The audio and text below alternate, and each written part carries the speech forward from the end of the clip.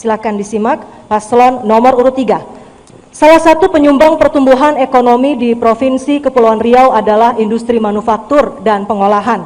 Akibat pandemi COVID-19, pertumbuhan ekonomi Provinsi Kepri pada triwulan ketiga tahun 2020 mengalami kontraksi sebesar minus 5,81%. Pertanyaannya, untuk meningkatkan pertumbuhan ekonomi Kepulauan Riau, langkah strategis apa yang akan dilakukan oleh paslon dalam mengembangkan sektor industri manufaktur dan pengolahan di Kepri? Waktu menjawab 2 menit 30 detik, paslon nomor urut 3 dimulai dari Anda berbicara. Ya, saya kira yang pertama yang harus kita lakukan, kita mesti menjamin industri manufaktur dan pengolahan yang masih eksis saat ini agar mereka benar-benar eksis dan bisa berkembang. Yang kedua, kita harus mencari langkah-langkah stimulan untuk mengundang investasi sebanyak-banyaknya datang ke Kepri dengan memberikan tadi saya katakan tax holiday, relaksasi-relaksasi yang lain, kemudahan-kemudahan izin dan birokrasi. Kemudian kita mencoba memanfaatkan fluktuasi ekonomi global sebanyak-banyaknya, seperti buruknya hubungan dagang antara Amerika dan China saat ini. Rencana Amerika dan Jepang akan menarik 1.500 investasinya keluar dari China.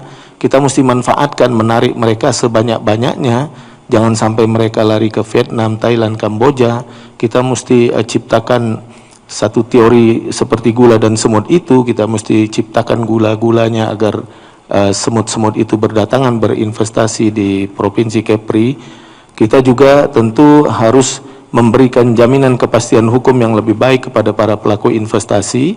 Dan kita mendorong juga agar pengembangan ekonomi dan industri manufaktur itu kita arahkan kepada program-program ekonomi kreatif di Kepri, karena saat ini sedang digandrungi itu.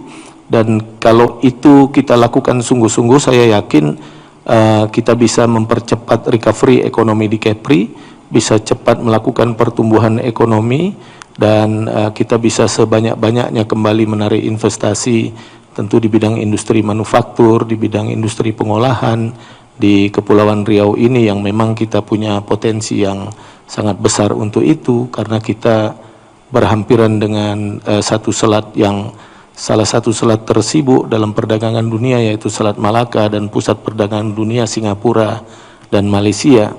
Saya kira langkah-langkah selanjutnya kita juga harus mempercepat rencana 3 kawasan Batam, Bintan, Karimun ke depan ini menjadi kawasan ekonomi khusus menyeluruh yang sedang dirancang saat ini oleh pemerintah pusat, agar tidak ada keraguan para investor menanamkan modalnya di tempat kita karena perlakuannya berbeda-beda. Dan itu mesti kita lakukan agar perkembangan industri manufaktur berkembang terus. Terima kasih.